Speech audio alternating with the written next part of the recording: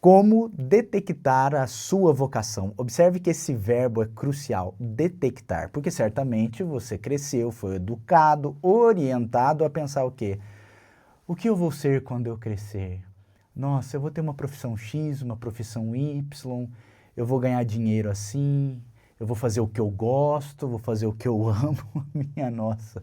Geralmente se pergunta assim, você faz isso por dinheiro ou por prazer? É uma coisa muito comum aqui no Brasil, principalmente, né? Então, observe, você vai detectar a sua missão. Então, não é algo que você, de repente, está lá pensando, sentindo, eu vou fazer isso porque está no meu coração. Não, você tem que detectar. Então, haverá sinais. Já viu aqueles vídeos da internet que diz o seguinte, olha, quando eu ficar rico eu não vou contar para ninguém, mas haverá sinais, eu acho um barato. Então, haverá sinais, existem esses sinais. Então, primeiro ponto, detectar a vocação. Esse é o primeiro, a primeira mudança de paradigma que você precisa. Segundo, entender o que é vocação. Vocação vem do latim vocare, que significa chamado, derivado também do verbo voco, que significa chamar. Então, observe, eu não me chamo a mim próprio, eu não vou chamar a mim mesmo a algo. O chamado vem de fora. E o que significa isso? Que de alguma forma você precisa ouvir. Detectar significa escutar, ouvir algum clamor, algum chamado. E como esse chamado vem?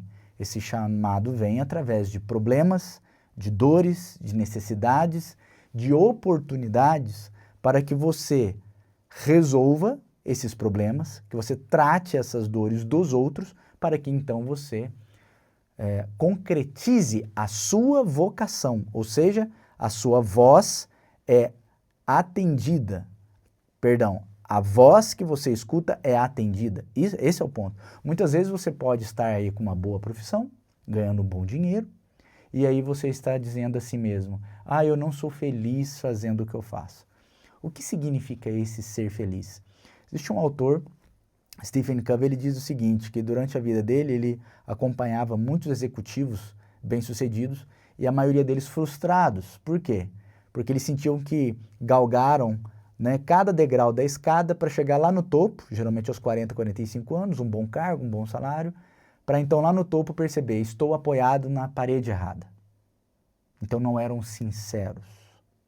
O ponto é o seguinte, problemas, desafios, necessidades, dores no mundo é o que mais tem. Você precisa encontrar alguns deles ou um deles em que você quer atender esse chamado. Então, mais uma vez, reforço. Vamos lembrar, vocação não é sobre você.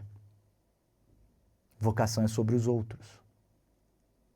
Tudo bem, Alex, a vocação é sobre os outros, mas de que forma é sobre mim? Por algum motivo, você tem certas inclinações, certas forças, certos interesses que são direcionados para aquele tipo de necessidade, para aquele tipo de chamado. Então, este é o primeiro ponto sobre a vocação. Outro ponto interessante sobre a vocação é que ela é muitas vezes confundida com a profissão.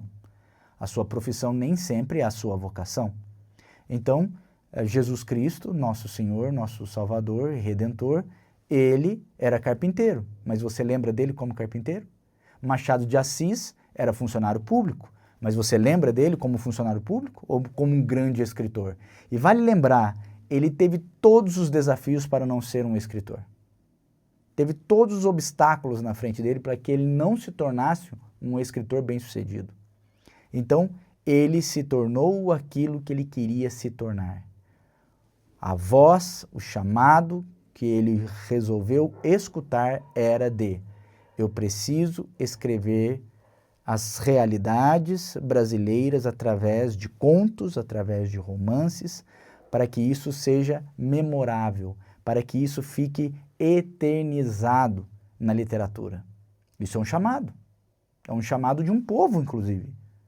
Então, Machado de Assis resolveu atender isso.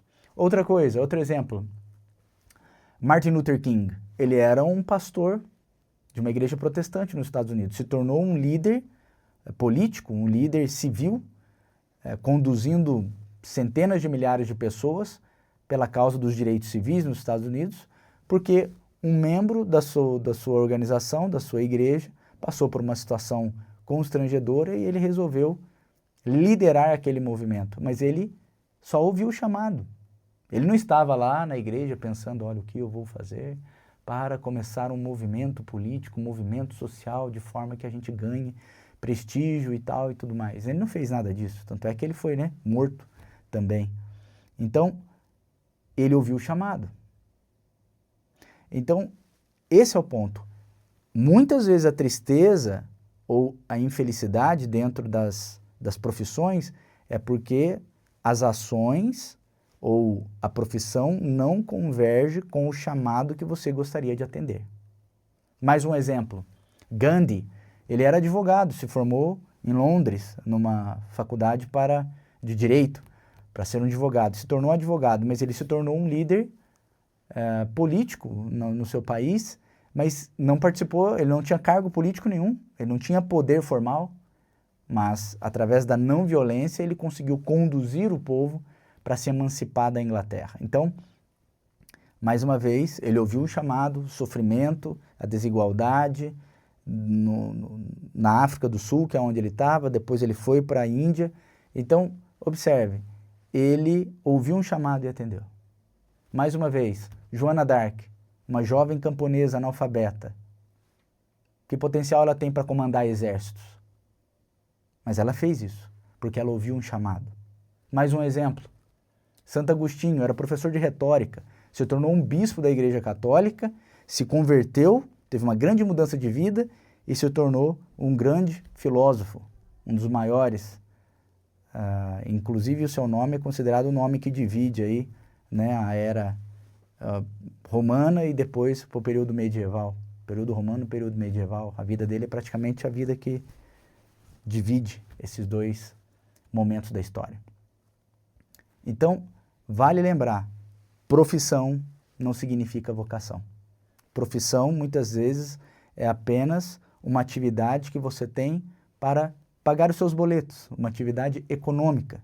Não é a essência daquilo que você quer realizar. E eu também não estou sugerindo aqui que, se você, na medida que nós evoluirmos com aqui o assunto da vocação, você fique ansioso para mudar de trabalho. Não, agora eu entendi que minha vocação agora é ser músico, então eu vou sair do meu emprego. Não é para ser leviano.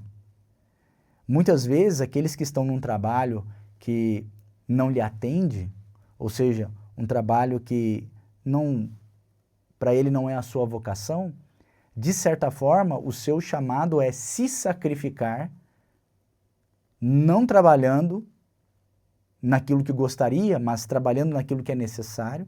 O seu chamado é, por algum momento na sua vida, se sacrificar por aqueles que você ama. Puxa, eu vou lá, faço o meu trabalho, não é o que eu gostaria, nem ganho o que eu gostaria, mas eu faço isso por amor à minha família. Talvez seja esse o seu chamado. Então, observe, não confunda profissão com vocação. Muitas vezes elas podem se convergir. O ideal é que seja convergente. O ideal é que você tenha uma formação para detectar a sua vocação. E isso é muito comum nas escolas, esse erro. Muitas vezes você vê um garoto lá tendo muita capacidade em matemática, então você já acha que ele vai ser engenheiro. Muitas vezes o garoto lá está tendo vantagens na parte de comunicação, você acha que ele vai ser professor, ou acha que ele vai ser um jornalista. Então, isso é muito pouco para detectar a vocação de alguém. E deveria ser o eixo número 1 das escolas, mas mais do que das escolas, dos pais. Preste atenção, pai e mãe, que está me ouvindo aqui. Principalmente dos pais, é detectar a vocação do seu filho. Você vai vendo as forças, fraquezas, interesses, e você vai orientando para que isso aconteça. Agora, prepare-se para quebrar os paradigmas aqui. Observe que, substancialmente, todos nós temos a mesma vocação. Qual é essa vocação? Ser feliz. Deus fez o céu e a terra. Criou seu corpo e sua alma. Você é um ser híbrido, Metade de você é animal, metade de você é anjo. Metade corpo, metade alma, digamos assim. Então, de certa forma, nós temos uma vocação para, depois da morte, voltar à presença de Deus, aquele que nos criou. Então você tem uma vocação eterna, ou seja, um chamado eterno. Deus te chama para voltar. E você também tem um chamado material aqui. Comerás do suor do seu trabalho, foi dito a Adão. Então, a mesma coisa que nós temos que fazer. Temos que trabalhar e prover o nosso sustento. Então, existe esse chamado que você tem que se sustentar, que você tem que se cuidar, e existe esse chamado eterno. Dois fins que nenhum de nós escapará: a morte e o nosso confronto diante de Deus. Então, nós temos a mesma vocação. Agora, o que nós não temos de maneira igual? Nós não temos os mesmos interesses e meios para realizar essa vocação, que é ser feliz no fim e ser feliz durante a jornada. Então preste atenção. De certo modo, os fins nós não escolhemos. Ninguém escolhe não morrer e ninguém escolhe não se confrontar com Deus. A grande pergunta é essa: o que nós vamos fazer com o tempo que nos é dado, com os meios, com a jornada, porque o fim é o mesmo, a morte e o confronto com Deus. E com Deus está a nossa plena felicidade.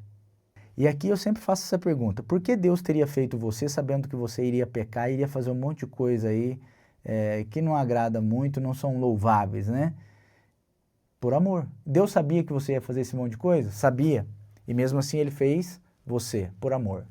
Bom, se ele fez você por amor, mesmo sabendo que você iria tropeçar, ele também colocou como finalidade última, se você assim entender e descobrir, que ele é o ser perfeito, a bondade plena e a verdade. Então, você foi feito por ele e por amor e destinado a ele, que é puro amor também. Então, sua origem e seu fim é amor. Agora, então, o que eu faço no meio da jornada, Alex? Você vai amar.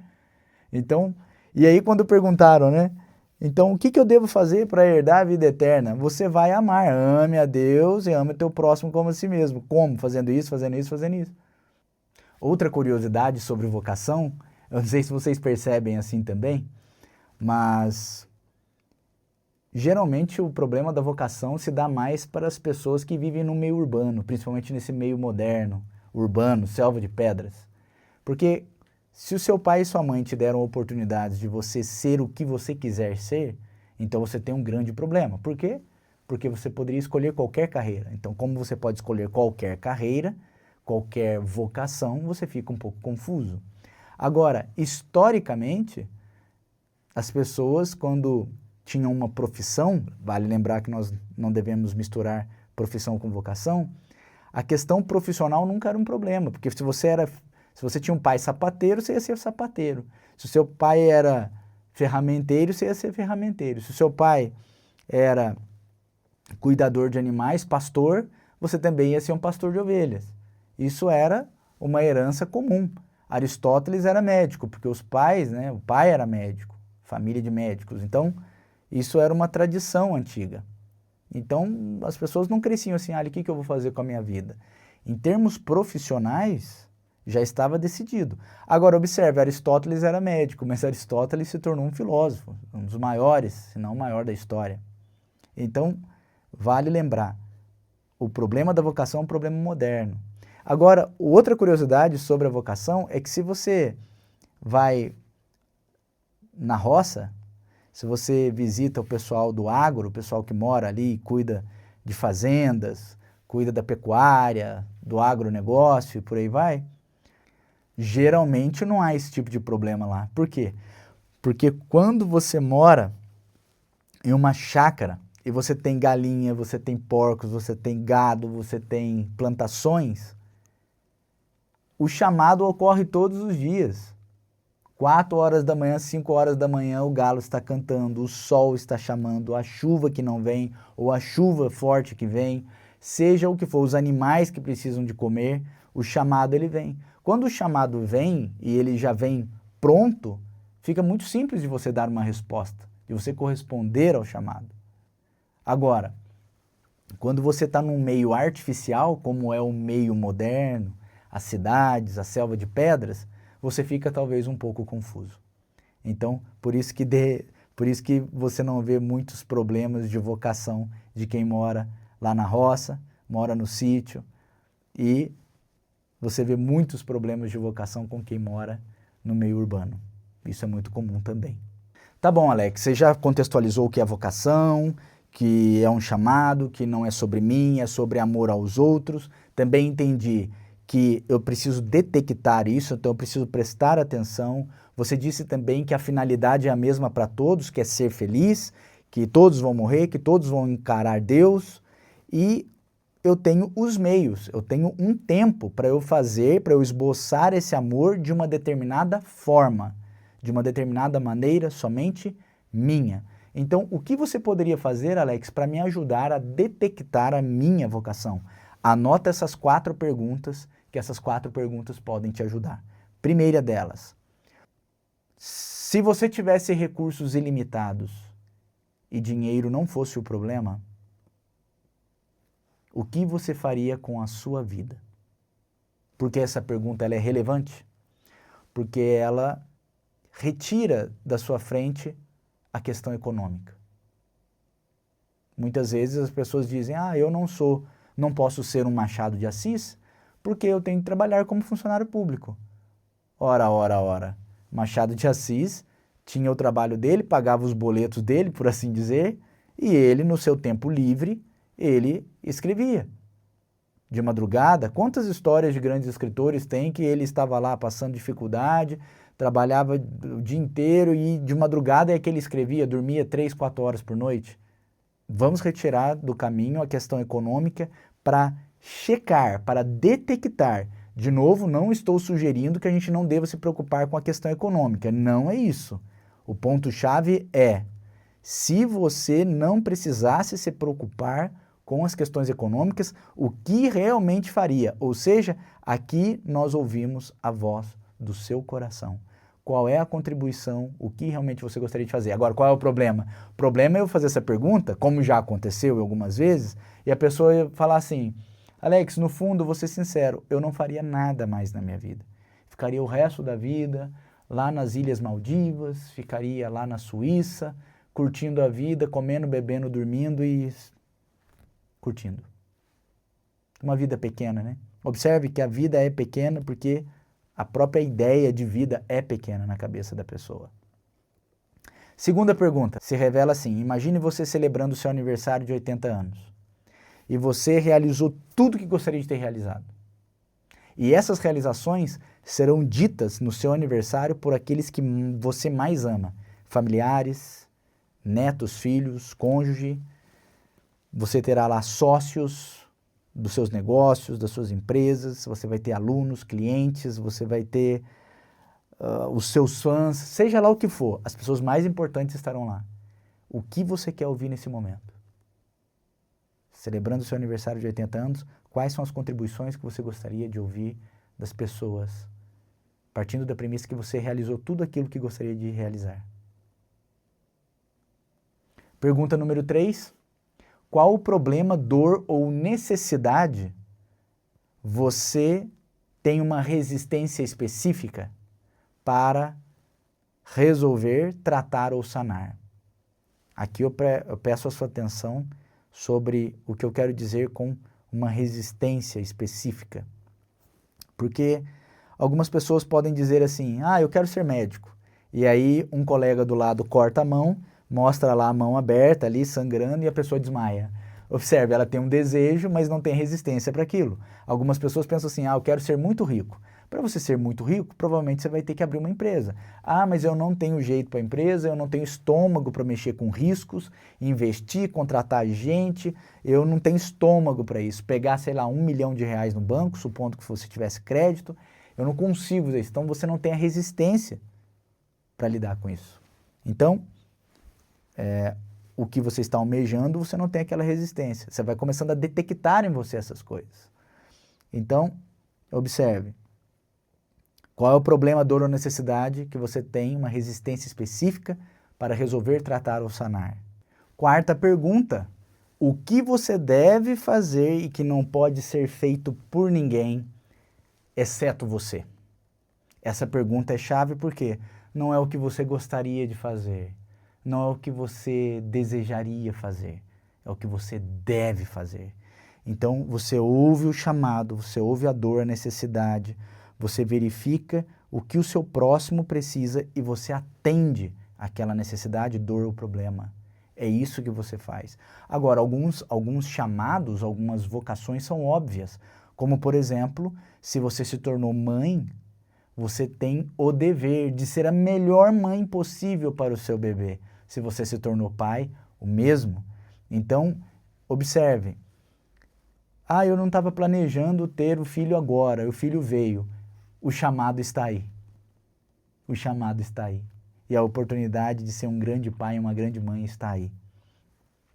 Então, nossa, meu país entrou em guerra, eu não estava esperando agora.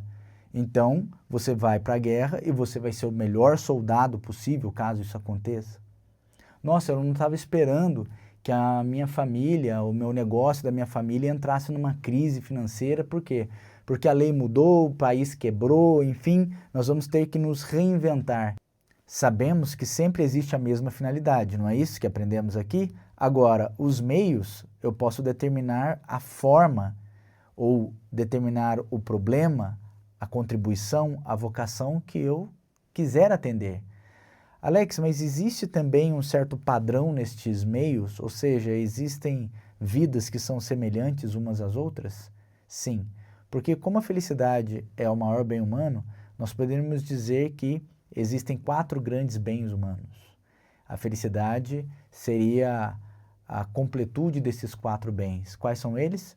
O prazer, a riqueza, a honra e a sabedoria. Observe que o tempo todo você está fazendo o que você faz porque você está tentando atingir um determinado prazer, um determinado conforto, um apetecer. E depois, o outro prazer é o dinheiro. Você precisa de recursos materiais para viver. Observe que a pergunta comum da vocação é o quê? Você faz por prazer ou por dinheiro? A pergunta está incompleta.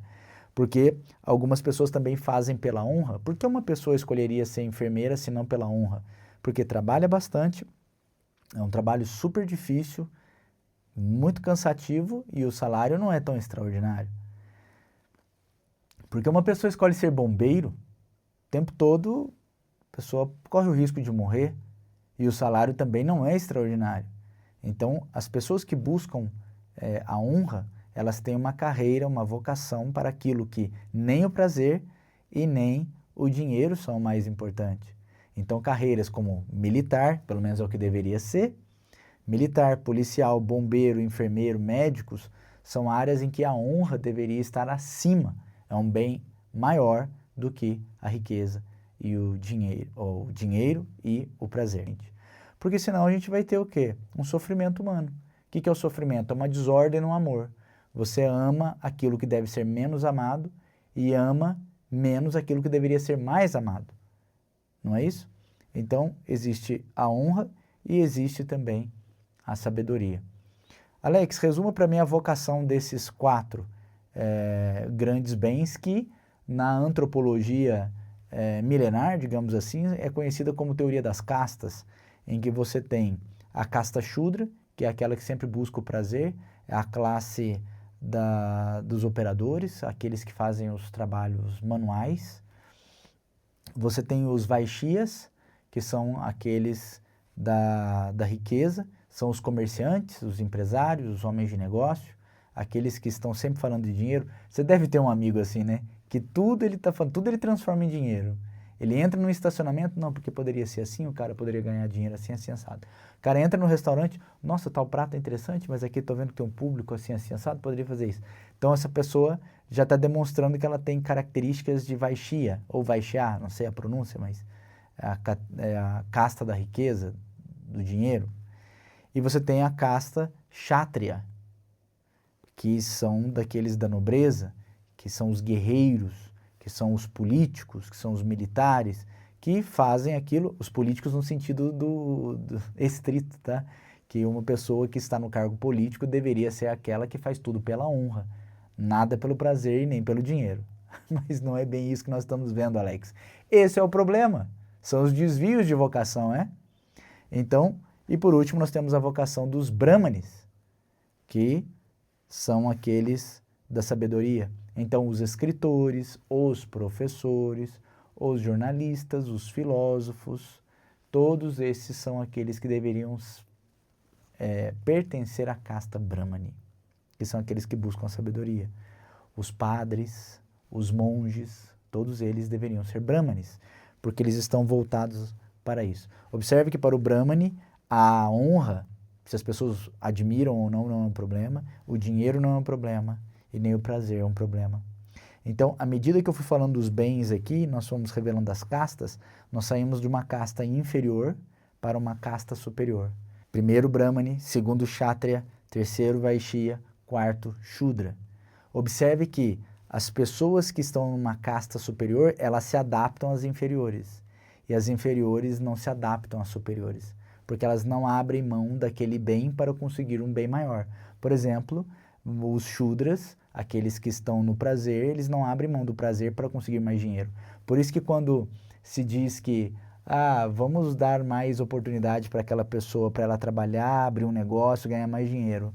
Se ela estiver nesta casta, se ela estiver nesta vocação, você pode dar o dinheiro que for, ela vai simplesmente gastar o dinheiro com prazer. Você certamente já viu pessoas que ficaram milionárias ganhando na loteria, por exemplo, e voltaram a ficar pobres. Qual é a explicação? Porque a vocação, o eixo, a narrativa de vida está no prazer. Alex, mas os homens deveriam estar focados no prazer? Não deveriam, mas Deus permite que eles escolham. E se eles escolhem viver aquela vida, simplesmente em trabalhos operacionais, que requerem menos esforço possível, no sentido intelectual e da alma, e estão preocupados em fazer o mínimo esforço braçal possível, apenas para ganhar o pão de cada dia e viver com prazeres, né? Alex, mas com pouco dinheiro não dá para ter muito prazer? Claro que dá, claro que dá, porque um prazer, por exemplo, é a preguiça. A pessoa não gosta de fazer nada, então ela faz o mínimo e vai dormir, vai ficar assistindo Netflix. Paga R$20 por mês de Netflix, fica lá o mês inteiro no prazer. Por quê? O prazer para cada um é diferente do outro, tá, pessoal? Eu queria ter o prazer comendo uma comida chique. Para o outro não é assim. Prazer é uma coisa muito subjetiva. Então, observe que na teoria das castas, nós vemos esse fenômeno que os meios, a jornada vocacional, ela tenderá a se enquadrar numa dessas narrativas. Por quê? Porque nós acabamos priorizando um bem em detrimento do outro, porque muitas vezes eles são conflitantes. Por exemplo, para eu conseguir um pouco mais de dinheiro, às vezes eu vou ter que sacrificar, vou ter que abrir mão do prazer. Para eu conseguir a honra, eu vou ter que abrir mão do dinheiro. Não necessariamente, mas eu estou dando só um exemplo. Para eu conseguir sabedoria, eu vou ter que abrir mão do prazer, porque eu vou ter que estudar e ralar. Eu vou ter que abrir mão do dinheiro, eu poderia estar ganhando dinheiro, mas vou passar o tempo estudando. Eu poderia estar ganhando a honra das pessoas falando uma verdade, mas as pessoas não querem ouvir a verdade. Então você não vai ter reconhecimento nenhum das pessoas, mas você vai ter a verdade do seu lado, como aconteceu com Sócrates. Então, observe, você vai hierarquizando e determinando com mais energia, com mais tempo, determinados bens durante a sua vida, porque você acredita que aquilo te traz mais felicidade, aquele bem te completa mais. E isso vai te dando uma narrativa de vida. Ou seja, se nós já existimos no sentido de ter uma vocação inicial, que é por amor, para amar e destinado ao amor supremo estamos, isso já está meio que estabelecido, os meios, de certa forma, as narrativas estão padronizadas também. Algumas pessoas escolhem a narrativa, a jornada de Shudra. Alguns acreditam que a sua jornada é de Vaishya, da riqueza. Alguns acreditam que é de Kshatriya. Tem pessoas que falam assim, eu não consigo pensar em outra coisa a não ser um militar. Eu quero ser um militar, senão eu não vou ser eu mesmo. Então, você vê que tem essa inclinação. Um garoto, por exemplo, na escola que é violento, você percebe que ele tem aquela ânsia por violência. Aquilo é uma paixão humana. Se você calibrar para a luta, se você calibrar para a defesa, ele pode se tornar virtuoso e um dia ser um bom policial, um dia ser um bom guerreiro, um bom soldado, na área militar, por exemplo.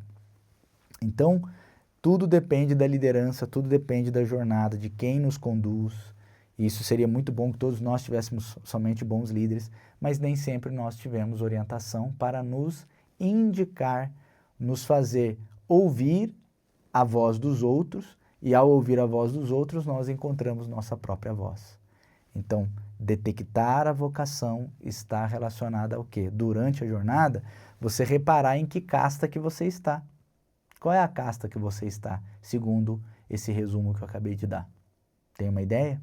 Agora, não confunda, por favor, não confunda castas, que são as decisões, a narrativa de vida que a pessoa escolhe, com classes sociais.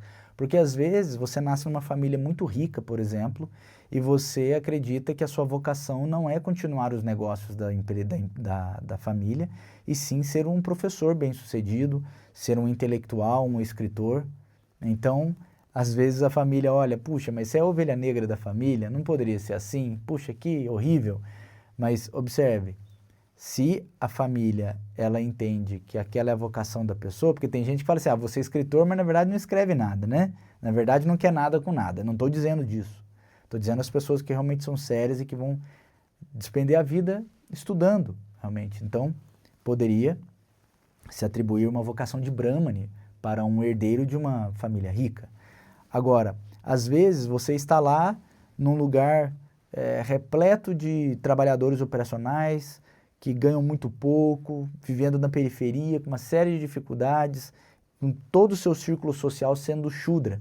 E você acredita que você nasceu para ser um soldado, que você acredita que você precisa de fazer algo mais importante do que o dinheiro, do que o prazer, você quer realizar algo grande, você quer ajudar realmente os outros. Aí você se torna um bombeiro, por exemplo. São só exemplos, pessoal. Então, observe, você pode estar numa classe social que a tua casta espiritual interna não converge. Pode ser, o sofrimento pode estar aí. O sofrimento pode estar aí. Então, você vai fazer como Machado de Assis, que estava numa situação totalmente desprovida de vantagens para ser um escritor, e ele, dentro das suas circunstâncias, foi angariando os recursos para se tornar aquilo que ele queria se tornar. Então, não confunda classe social com casta, ok? Isso pode atrapalhar muitas vezes. Agora, por que alguns papos de coach aí não pegam, não funcionam? Você pode ver que tem muito coach que você vai lá, participa de um evento que vai ensinar o grande atalho para a prosperidade, mas por mais que ele te dê um código, por mais que ele te dê um mapa da mina, se você não entender aonde você está em termos de vocação, você não vai conseguir concretizar aquilo. Porque se aquela pessoa é um Vaishya e está te ensinando a ganhar dinheiro, então você tem que ser ao menos um Vaishya. Geralmente, do que eles estão falando? Você não ganha dinheiro porque você não superou a procrastinação, você não superou a preguiça, você não superou algumas limitações, crenças limitantes. O papo é sempre esse. Então, a pessoa ainda é um problema para si. Por isso que você vê lá centenas de pessoas sendo treinadas e quantos que realmente conseguem a prosperidade que aquele coach ensinou? São poucos, né? Essa é uma pergunta que deve ser feita. Uma outra história fabulosa é a história do filme O Pequeno Milagre em português, mas em inglês é Simon Birch, em que o garoto ele nasce com todas as limitações de vida. Ele nasce com deficiência física, ele nasce com uma série de problemas, e diferentemente do filme O Extraordinário, ou o livro, talvez você tenha lido para os seus filhos, esse livro aí vendeu bastante, Simon Birch é muito superior, porque na história do Extraordinário, Julia Roberts, que é a atriz que faz o papel de mãe dele, ela educou ele com amor, deu carinho, deu atenção, ele era o garoto, inclusive, mais inteligente da sala dele, ele teve apoio. Agora, Simon Birch não teve. Simon Birch, ele padece de todos os males, os pais são todos atrapalhados, não querem saber dele, ninguém gosta dele, exceto um amiguinho que dá atenção para ele. E o amigo pergunta para ele durante o filme, né, durante a jornada, você não fica triste com Deus por você ter nascido assim? Por você ter tantos problemas?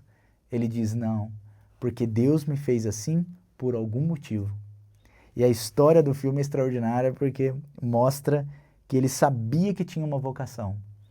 E quando surge o chamado, um chamado que só ele poderia resolver, ele faz uma grande contribuição.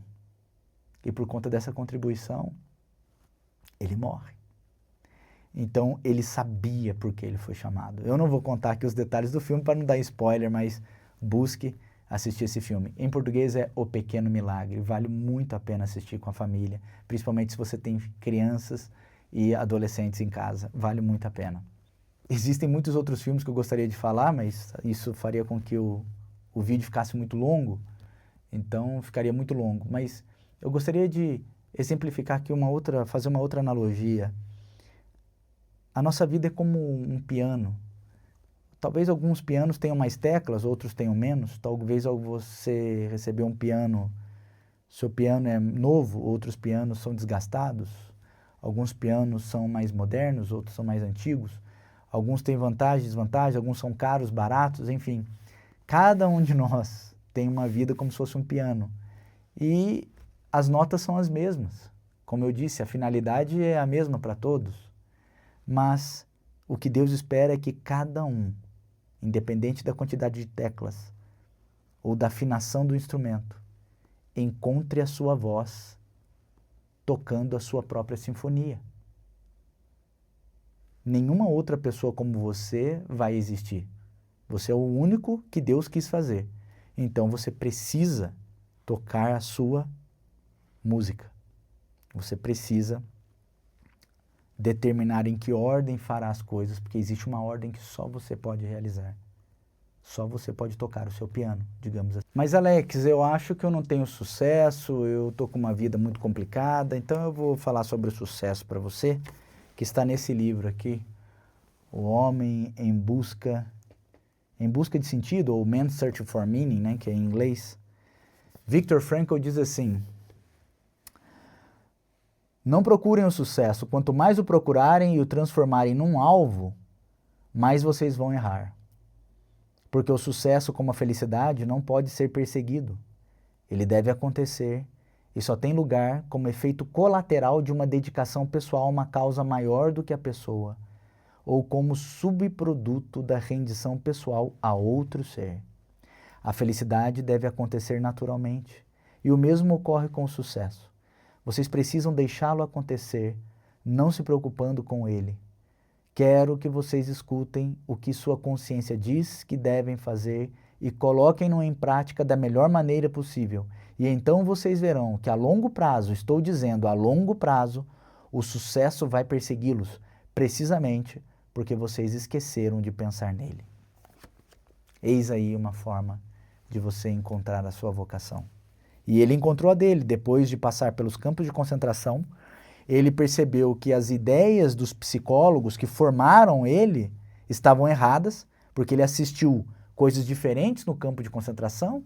Ele era um aluno de Freud, ele viu que Freud estava totalmente enganado, e lá ele encontrou uma outra maneira de perceber a psicologia humana, e ele fundou depois, construiu depois a logoterapia, que é a terapia pelo sentido.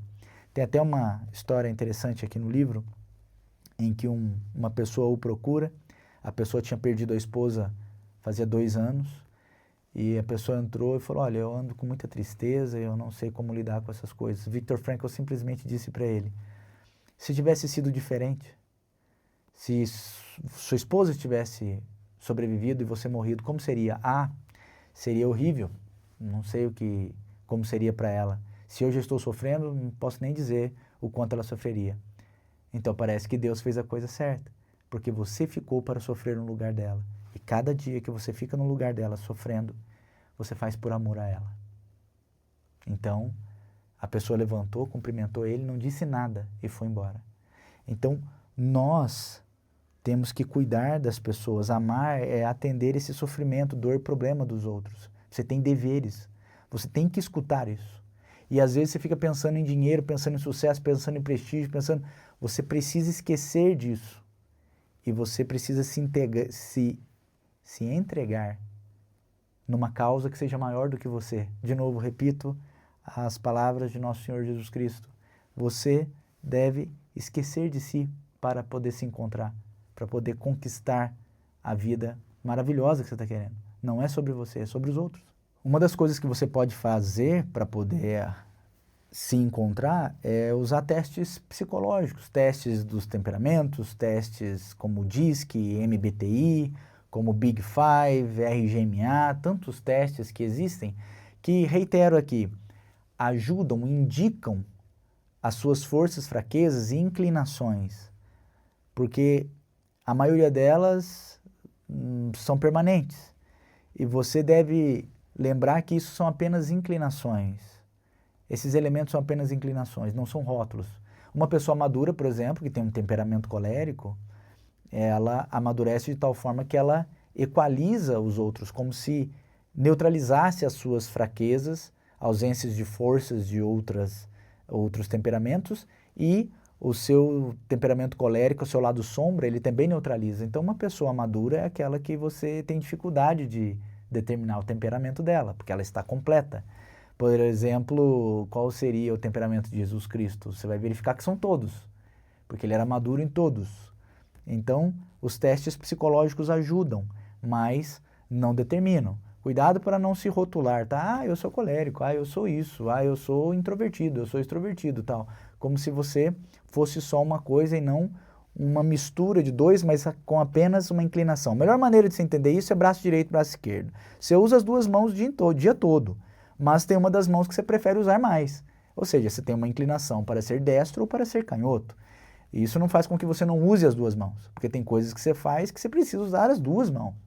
Então, são apenas inclinações, esses testes psicológicos podem ajudar e muito, mas são apenas uma bússola para te dar uma forcinha para você encontrar a sua voz. Faça esses testes para que você possa fortalecer a sua visão e a sua direção para uma grande vida, uma grande realização durante a sua jornada. Para finalizar, eu gostaria de compartilhar algo pessoal, inclusive, com vocês, que cada um de nós, um momento da vida, passa por algum dilema ou algum turning point, um ponto de virada, ou um ponto de inflexão, como se diz, em que tudo muda. E eu me lembro que houve um ano em que tudo estava dando errado, nossos projetos pessoais e familiares, e com muita frustração nós tivemos que nos adaptar a uma crise. E houve um momento em que eu fiquei sem esperança, porque eu falei, nossa, mas tudo que eu planejei, tudo deu errado, as circunstâncias mudaram totalmente. E eu me lembro que eu estava na casa dos meus pais, tentando decidir se eu mudaria de cidade, eu voltaria para a área farmacêutica, que é a área em que me graduei. Eu trabalhar na indústria, eu tinha experiência, tinha uma série de possibilidades de ficar bem, mas ao mesmo tempo eu estava tendo êxito com os meus alunos de inglês, eu e minha esposa, então tínhamos que decidir se iríamos abrir uma escola, visto que a gente tinha alunos dentro de casa, que a gente começou a dar aula exatamente por conta de necessidade, porque os nossos planos tinham falhado, todos eles. Mas estávamos tendo êxito com os alunos, então ou a gente abriria uma escola, ou a gente teria que mudar de cidade para que eu pudesse encontrar oportunidades melhores na minha área farmacêutica. E eu estava na casa dos meus pais e eu encontrei uma carta, acho que dá para ver daqui, a carta é de 8 de dezembro de 1989, eu encontrei essa carta nas coisas da minha mãe, minha mãe sempre guardou bastante coisa, fotos e tudo mais, estava lá guardadinho. E, de novo, haverá sinais, né? Haverá sinais. Então, quando eu li essa carta, eu caí em lágrimas, porque a professora Maria Isabel Cardoso Camargo, um beijo para ela, para essa professora maravilhosa, da primeira série, ela diz o seguinte aqui, querido aluno Alex, hoje você entra em férias depois de um ano de cansativos dias.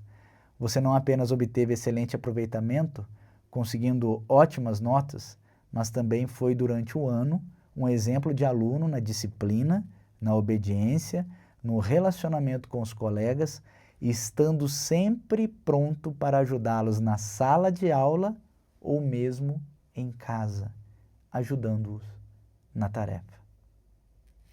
Então ela tece mais alguns elogios aqui, porque a professora observou que ao fim do ano, muitos alunos estavam melhorando suas notas porque eu ia na casa deles, aos 7 anos de idade, para ajudá-los a fazer tarefa, tirar dúvidas, de modo que eles pudessem aprender. Quando eu fiquei no dilema entre seguir uma carreira pedagógica como professor, como empreendedor professor, ou voltar para a indústria farmacêutica, essa carta, ela meio que selou os meus anseios, mostrando que a minha vocação era para ser professor mesmo.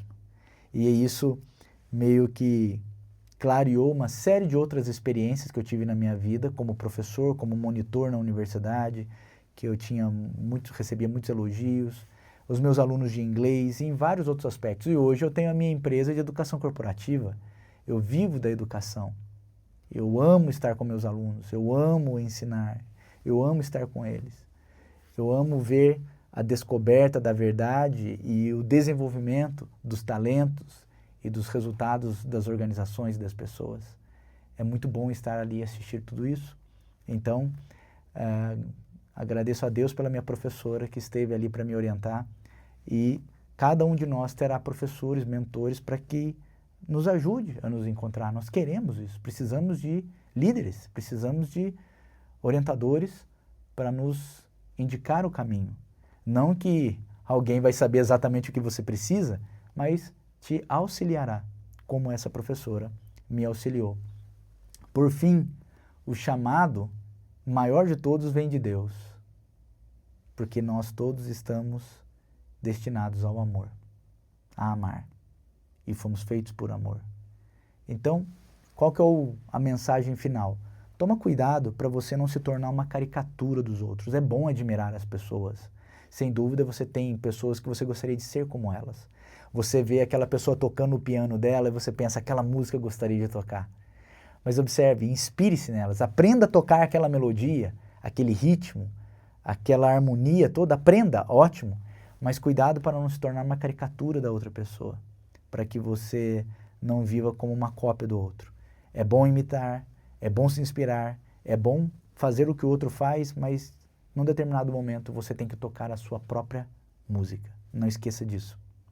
E agora sim, para finalizar, termino com uma frase do filósofo Tagore sobre felicidade e vocação, por assim dizer. Dormi e sonhei que a vida era felicidade. Acordei e vi que a vida era serviço. Servi. E então descobri que o serviço era a felicidade. Só existe um caminho para você: servir e amar as pessoas. É assim que você vai ser verdadeiramente feliz. Mas só você pode fazer algumas coisas neste mundo. Na sua família, no seu trabalho, na sua comunidade, na sua igreja. Faça eles. Faça esse serviço. E aos poucos você vai conseguir detectar o motivo pelo qual essas oportunidades, problemas, desafios e pessoas apareceram na sua vida. Que Deus lhe abençoe para que você encontre a sua voz, para que você escute o seu chamado e você então consiga realizar grandes obras nesta vida e fazer a diferença na vida de muitas pessoas. Se você gostou desse vídeo, se fez sentido para você e você acredita que pode ajudar alguém, indique para um amigo, mande o link, deixe a sua curtida também para poder incentivar aqui o nosso canal e, por favor, comente aqui qual é a sua vocação. Se você já sabe qual é ou qual casta você pertence, comente aqui para a gente poder ir trocando experiência. Fique com Deus e até a próxima.